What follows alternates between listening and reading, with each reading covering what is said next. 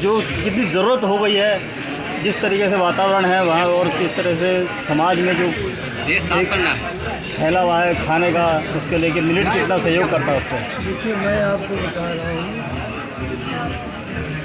2020 में हमको माननीय प्रधानमंत्री जी ने कहा था कि मिलेट पर काम करें और मिलेट ईयर भी घोषित करने जा रहे हैं और कोशिश करें कि इंटरनेशनल मिलेट ईयर भी घोषित हो जाए। बचपन से तो हम लोग खाते रहे इसको, लेकिन जब उनका आदेश हुआ हमने इस पर अनुसंधान करना शुरू किया तो सबसे पहला अनुसंधान मैंने किया अपने ऊपर। हमने मिलेट खाना शुरू किया और उसका असर ये हुआ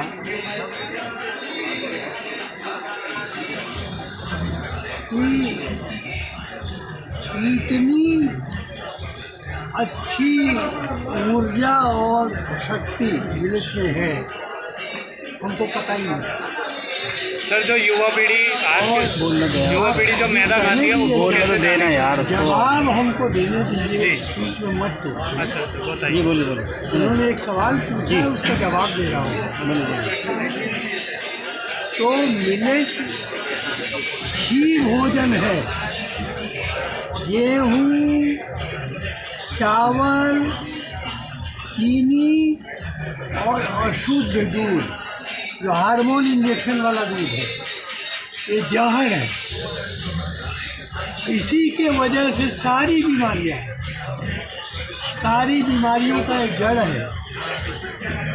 क्योंकि मैं समाज में काम करने के वजह से इतना अव्यवस्थित अनियमित जीवन हम लोगों का रहता था कि जहाँ मिला कुछ भी खा लिया, कहीं 2 समोसा खा लिया, कहीं पकौड़े खा लिए, कहीं रसगुल्ले खा लिए, और उसके स्वास्थ्य हम लोगों ने बिगाड़ा। और मैं आपको बता रहा हूँ कि मेरा 2 बार किडनी ट्रांसप्लांट हो चुका है, 2 बार, 1 बार नहीं।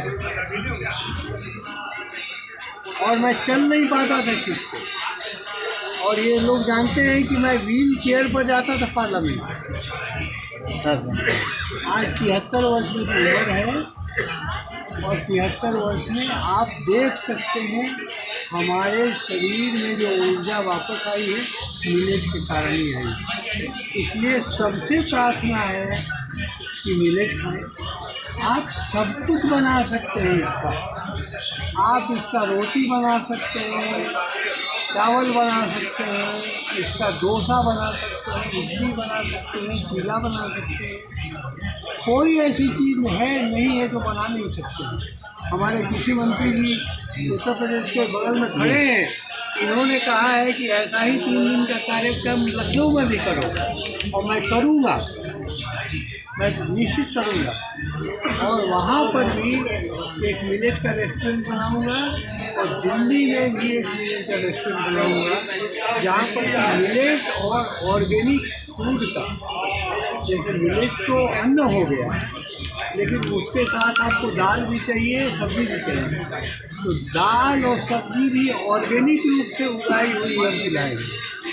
ये हम करेंगे। यहाँ जब वो कह दिया और ऑफर आ गया, और हमें तो जो हम लोगों को जो काम करने की जो ट्रेनिंग है वो ये है कि 18 घंटे काम नहीं करेंगे तो हम स्वस्थ नहीं रहेंगे। यही हम लोगों का है, 18 घंटा तो काम करना ही है।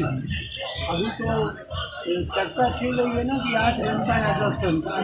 अरे भाई, हम 70 घंटे एक हफ्ता, 70 घंटे एक हफ्ता। हाँ, हम लोग तो 18 घंटे वाले हैं। 6 घंटे से ज़्यादा जो है कमरे में रहते हैं। इसलिए मिलेट खाओ और स्वस्थ रहो, और मिलेट जो है उगाओ ताकि प्राइस कम हो। आज के दिन में क्या है कि धान और गेहूँ से 5 गुना दाम पे मिलेट बिक रहा है। मिलेट का एवरेज प्राइस जो है वो 250 से 300 रुपये किलो है। तो इसलिए आज महंगा अनाज हो गया, सिर्फ इसलिए कि हम लोगों ने उगाना बंद कर दिया या कम कर दिया, क्योंकि मिलेट को न पानी चाहिए, न खाद चाहिए, न कीटनाशक चाहिए। उसको बो और घर में जाके सो, काटने के समय आ जाए।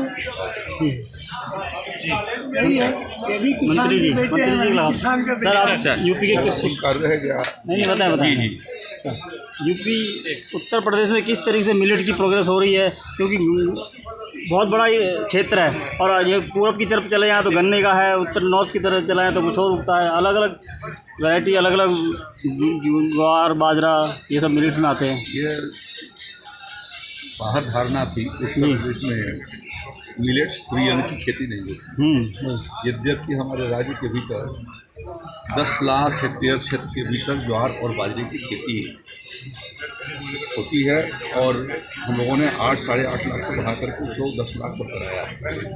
हम किसान भाइयों को उसके लिए 50% सब्सिडी पर उनको बीज उपलब्ध कराते हैं। अभी हमने जो माइनर मिलेट्स हैं, चियन, सामा, कोदो, दाना, मड़ुआ, उसको उत्तर प्रदेश श्री अन्न पुनरुद्धार योजना 2023 के अंतर्गत हम लोगों ने अगले 4 वर्ष के लिए एक विस्तृत कार्यक्रम और रूपरेखा रणनीति तैयार की है और उसके माध्यम से इस साल हमने 50,000 से ज़्यादा किसानों को जो माइनर मिलेट्स हैं उनका हमने सीएन के उनको सामा, कोदो, टांगुन, मड़ुआ के बीज उपलब्ध कराएँ और किसान भाई ने बहुत अच्छे प्रकार से खेती की है। हम लोग उसके MSP पर खरीद की व्यवस्था भी कर रहे हैं, साथ साथ में उसकी कैसे उसको तैयार किया जाए उसके लिए प्रोसेसिंग सेंटर हम विभिन्न स्थानों पर अपने कृषि विज्ञान केंद्रों पर और FPOs के यहाँ हम उनको विकसित कर रहे हैं, प्रमोट कर रहे हैं। उसी तरीके से फिर उनको हमने पैकेजिंग ब्रांडिंग के लिए भी उसको सुविधा सुलभ कराई है और साथ साथ में राज्य के भीतर आने वाले दिनों में हम मोबाइल वैन के माध्यम से विक्रय केंद्र भी चलाएँगे और साथ और कुछ रेस्टोरेंट भी, इनके लिए भी हम अपने FPO कृषि विज्ञान केंद्रों को प्रमोट कर रहे हैं और उनको अनुदान दे करके उनको आगे को बढ़ा रहे हैं। जैसा आपने कहा कि अन्न जो है वो बहुत ही पौष्टिक, स्वास्थ्यवर्धक है और बहुत सारी बीमारियां सिर्फ खान पान की वजह से बीमारियां हमारे पास आई हैं, जो हम रासायनिक खादों का इस्तेमाल करके जो धान गेहूँ का हमने ज़्यादा उपयोग बढ़ाया और जंक फूड का, पैक्ड फूड का जो हमने इस्तेमाल शुरू किया उसका ये दुष्परिणाम है। श्री अन्न के बहुत सारे आइटम हमने अभी लखनऊ के भीतर जो कार्यक्रम किए थे उसमें लगभग 32 प्रकार की रेसिपी उसके भीतर तैयार की और लोगों ने उसे बड़े चाव से पसंद किया और हमको अपने घर पर खुद जो है वो मड़ुए का इडली बनवाते हैं, उसका डोसा बनता है, तो सभी प्रकार के आइटम बनाए जा सकते हैं और हलवा बनाया जा सकता है। बाजरे का हलवा बहुत अच्छा है, मक्के का हलवा, मक्के का पराठा इतना बढ़िया है, तो उसको हम इस्तेमाल का जो खाने का पैटर्न है उसको आज बदलने की ज़रूरत है, जो बहुत सारी बीमारियों का जड़ है। मैं जब आपसे मिलने गया था उस समय बहुत अस्वस्थ थे,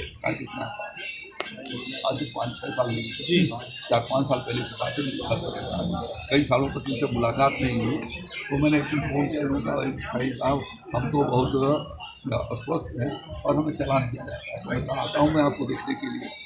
तो उस दिन मैंने इनको व्हील चेयर पर चलते हुए देखा, आज ये अपने पैरों पर चल रहे हैं, ये कितना बड़ा बदलाव है ऐसा सीएम के कारण। सर दोनों को टैगलाइन बोल दें सर, ये दिवाली मिलेट्स वाली करना चाहेंगे आपसे, तो एक निवेदन करना चाहेंगे, एक निवेदन करना चाहेंगे पंचायतों के साथ मिलकर। देखिए पंचायतों को हम लोगों ने सब्सिडाइज फार्म मशीनरी बैंक और कस्टमाइजिंग सेंटर उनको 50% अनुदान पर और फार्म मशीनरी बैंक 80% अनुदान करा रहे हैं, जिससे किसानों को वो रियायती दर पर जो आधुनिक कृषि यंत्र हैं जिससे खेती की कराई जा सकती है और खेती को आसान, जो बहुत श्रम साध्य होती है उस श्रम साध्यता को कम किया जा सके, इसके लिए प्रधानमंत्री मोदी जी ने कृषि विभाग के भीतर फार्म मशीनरी बैंक और कस्टमाइजिंग योजना चलाई, उसके माध्यम से काम कर रहे हैं। इस समय एक दूसरा संकट है पराली के जलाए जाने का और ख़ासतौर पर ये राजधानी क्षेत्र जो है उससे काफ़ी प्रभावित है और समीपवर्ती राज्यों के भीतर जो पराली जलाए जाने के कारण जो वायु प्रदूषण हो रहा है और जिसकी वजह से यहाँ पर खासतौर पर लंग्स और चेस्ट की बीमारियाँ बढ़ रही हैं, तो मैं किसान भाइयों से आग्रह करना चाहूँगा कि हमारे कटाई का भी एक पारंपरिक रास्ता रहा है और आज बहुत सारे कृषि यंत्र इस तरीके को बनाए गए हैं जो ज़मीन से ही उसकी कटाई कर सकते हैं। हम लोगों ने उत्तर प्रदेश के भीतर ऐसे 40 FPO को तैयार किया है जो इन यंत्रों के माध्यम से वो बेलर के थ्रू जो है वो बेल करके और वहाँ पर COB गैस प्लांट प्रधानमंत्री जी के आशीर्वाद से और मुख्यमंत्री जी के पहल से एक गोरखपुर में इंडियन ऑयल ने लगाया है और पश्चिमी उत्तर प्रदेश के भीतर जो है बदायूं के भीतर SPC ने लगाया। वहाँ हम उसको किसानों के यहाँ से खुद हमारे FPO कटाई करा रहे हैं और उन्हें वहाँ पर आपूर्ति कर रहे हैं जिससे COB तैयार की जा रही है। राज्य के भीतर और भी जनपदों के भीतर हम लोगों ने इस बात को प्रयास किया है। उत्तर प्रदेश के भीतर ये प्रयास किया जा रहा है कि जिससे कि न्यूनतम संख्या इसकी हो जाए और विगत वर्षों में जो आज से 4 साल पहले से 1/3 हिस्सा इस समय हो गया है और किसानों को जागरूक करने का भी काम चल रहा है और नहीं मानते हैं तो फिर उनके खिलाफ कार्रवाई। Thank you.